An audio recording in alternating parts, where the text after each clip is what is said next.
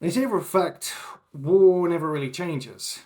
Unless you put giant robots in it, at which point it becomes somehow much more cooler.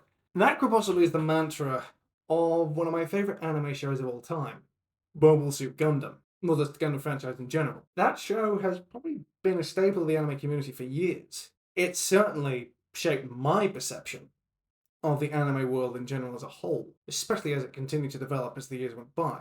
I look forward to it, and I've enjoyed it ever since.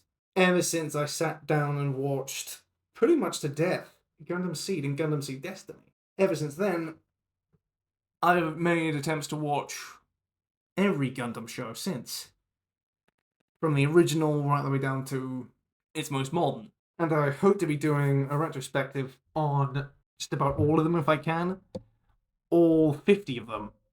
Yeah, I did a bit of research. There's 50 Gundam titles, including, and this is just on television and films, so including films, TV shows, and OVAs.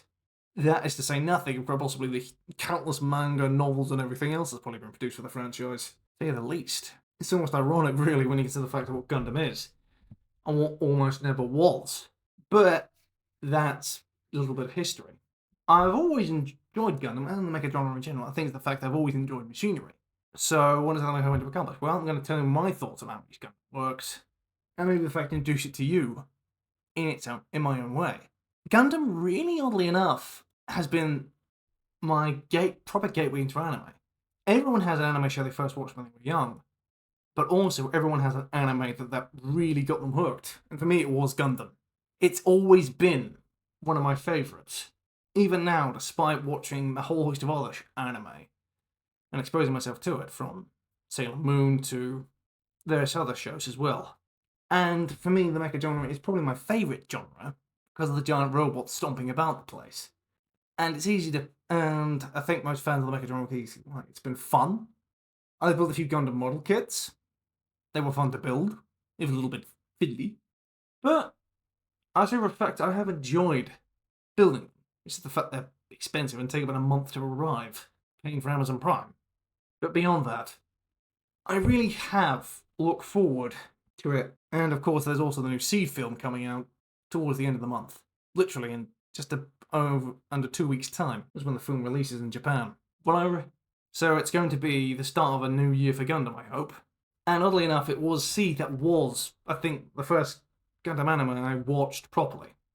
In hindsight, I don't look at it with so much rose-tinted glasses now, but it was my first proper Gundam show, and I must have watched them hundreds of times over.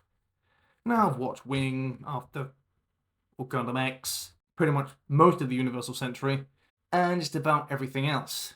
And I quite possibly have to say, there are better shows than Seed and Seed Destiny, and there are, I wouldn't say worse, but shows that quite possibly don't definitely do this as well as the original. But that will all be for those retrospective episodes when I get round to it, which could be, well, sometime, a lot of time perhaps.